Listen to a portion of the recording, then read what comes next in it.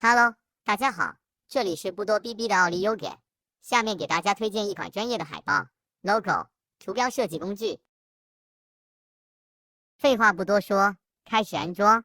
打开 DMG 镜像包，将 Logos 拖拽至 Application 应用程序文件夹中，安装完毕。打开应用程序，打开 Logos。这里提示无法打开。点击系统偏好设置，安全性与隐私，通用。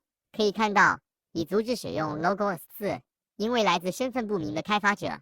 点击荣耀打开。陈列柜类似海报设计，随便打开一张模板。这里我们可以添加需要修改的内容来设置一张海报。文字 logo 设计。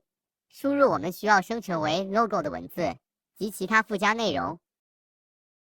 可以看到 Logos 自动帮我们生成了很多文字 logo 模板，挑选一张我们喜欢的模板，进入编辑页面调整模板相关内容。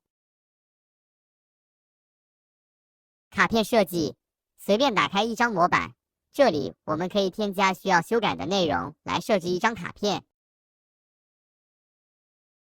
名片设计。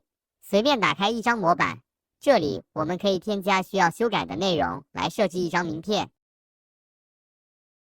徽标设计，随便打开一张模板，这里我们可以添加需要修改的内容来设置一张徽标。